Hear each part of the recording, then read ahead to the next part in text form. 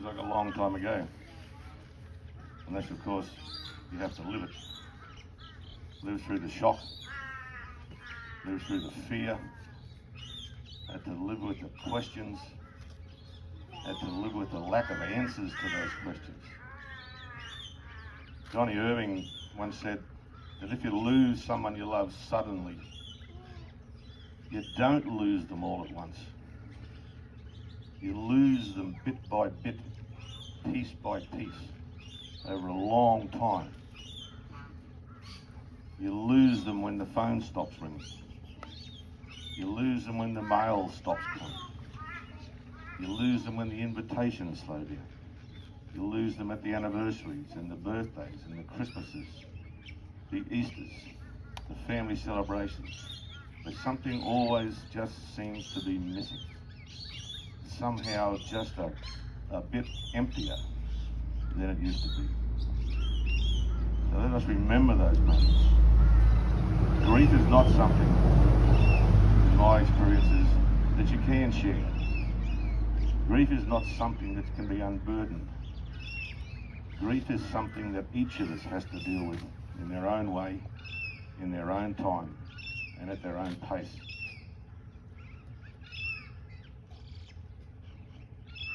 We may carry these losses forever, and many of us will.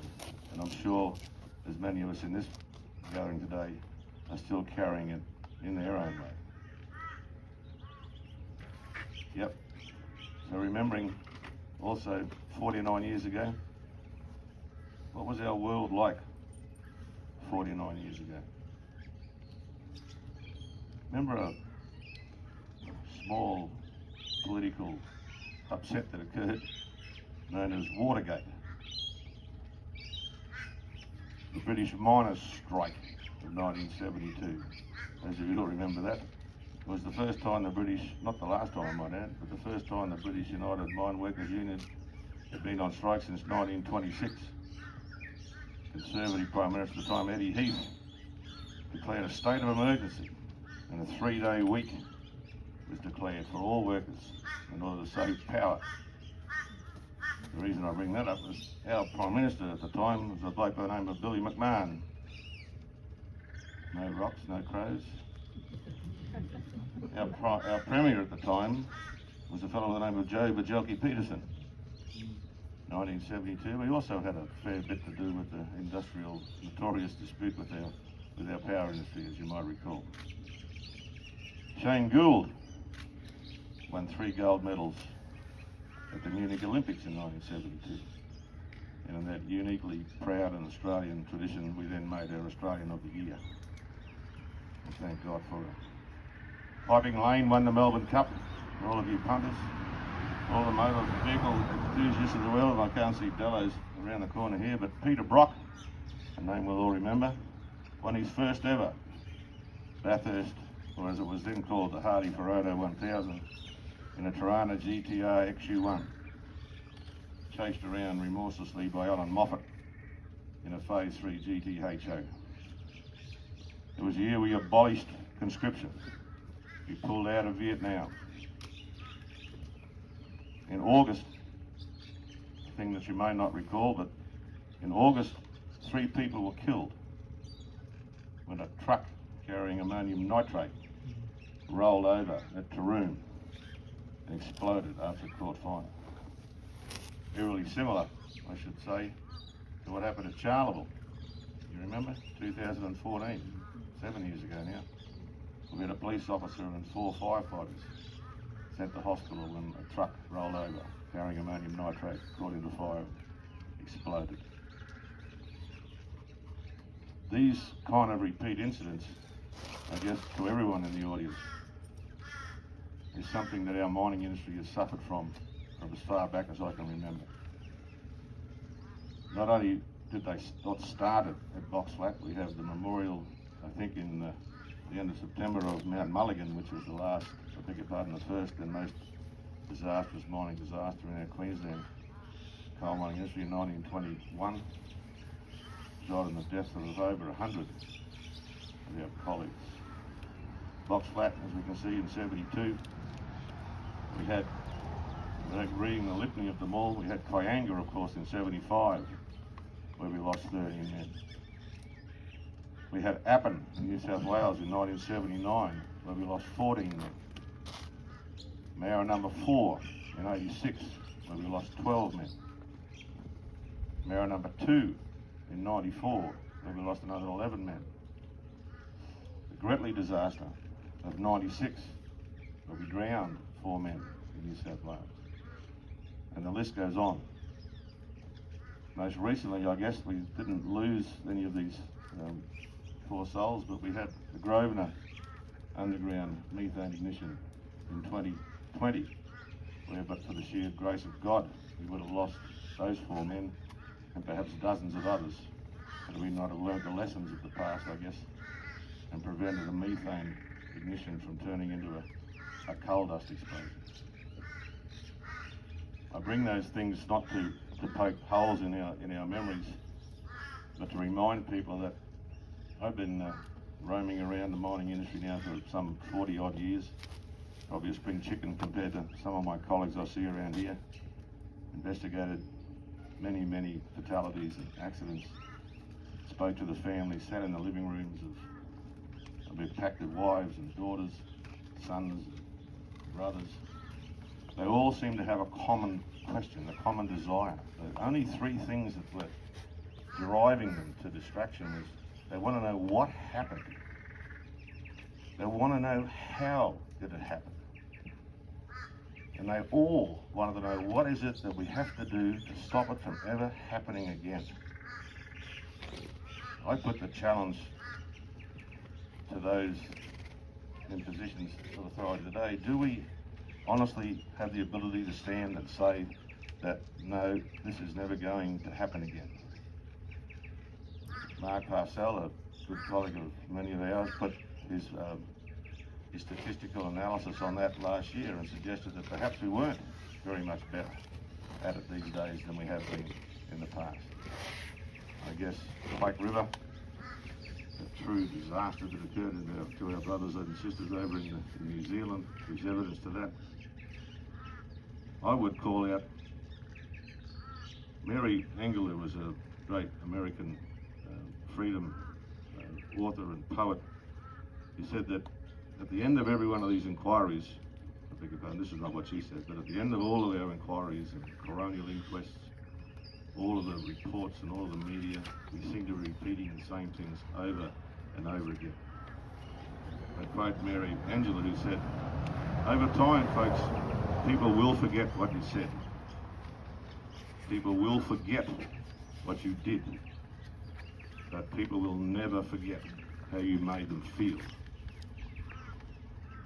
So my challenge to the people who are now operating our coal mines and our regulators and our safety departments is don't forget what this feels like. Don't forget what you felt like when you read the newspaper after Mara and Kayanga and Box Flat and all of the other disasters. Don't forget what it feels like. Challenge yourself. How can we do this better? We've been digging this stuff out of the ground for over 40,000 years. Mining is fundamentally unchanged. We turn big rocks into little rocks and we shift it. And we've been doing the same thing for 40,000 years. And yet it's the same things that are killing people back in the Stone Age and the Bronze Age are the same things that are killing people now.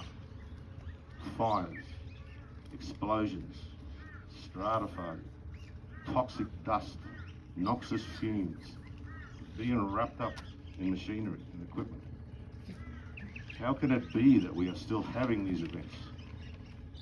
Are we better now than we used to be? I'm going to leave other people to speak about and debate that question, and I hope with everything that I am that those questions are still being asked. I've noticed in the last, I guess, probably 20 years that safety has become departmentalised. We now have safety departments. We have safety outcomes. We have safety meetings. I would put the challenge out there. Safety is an outcome. Safety is not a process. Safety is not a deliverable. Safety is an outcome of people knowing what they're doing it with, who they're doing it to, the environment they're doing it in, understanding all of that and doing it better. You will end up being safe and productive and cost efficient and all those other KPIs which we now get to here. We must do better. I will put the last final thing in the chapter. The things that are killing these men and the things that are killing the men I spoke about before are not the same things that are injuring us. Yes, we will have safety as a number one priority emblazoned across every mine site and just about every industry in the world. And yes, we will drive down lost time injuries, and we will, and there will be charts and graphs, and we should be proud of the fact that we're now injuring people less and less and less. Less lost time injuries, less medical treatment injuries. But we cannot take our eyes off the fact that the things that are injuring people, that are hurting people, are not the same things that are killing people. You get run over by a 799 haul truck, you're not going to get injured. You get caught up in a rock fall, an underground longwall, you're not going to get injured. Wrapped around a 1 megawatt drive conveyor belt, you are not going to get injured. Fires and explosions are what kill people. We are better now at controlling coal dust ignitions, thank God. What I can tell you about is, you look at the mine database that and Mark Parcells put together, there's some extraordinary materials in there that if we could get out to our industry and to our young folk, a bittersweet pill for us, like the old timers, I guess, in that many of our managers nowadays, many of our senior management teams on the mine sites have never lived through anything like this. They don't know what this feels like. They don't understand exactly what it is that they're going to deal with and the consequences of what the energies are that they're playing with. You need them to understand. You see stories about coal dust ignitions and you go, well, that's just the same as any other ignition. Let me tell you about a coal dust ignition. When they do the explosion simulation here in the Upper Big Branch in the United States, a coal dust ignition has a propagation velocity of somewhere between 1,500 and 2,000 feet per second. I'm not ambidextrous enough to turn it into meters a minute, other than to say that that's about the same velocity as a 22 caliber rifle. Yeah. So if you think you're going to be able to dodge and duck and jump into the cut through when there's a coal dust ignition, just remember to see if you could duck and dive out of the way of a bullet fired from a 22 caliber rifle. We need people to understand the realities of what it is we're facing, the energies that they've got to deal with. Longwall mines these days use more energy, have a greater energy density in 3/4 of the towns I lived in when I grew up. Certainly the energy at the Grosvenor mine where I was at earlier part of this decade, we introduced more power into there than the entire power supply that was fed in the township of Moranbah. I can ask only, folks, remember, if you're in charge of this, be aware. Don't forget what this feels like. And please, be better. Thank you.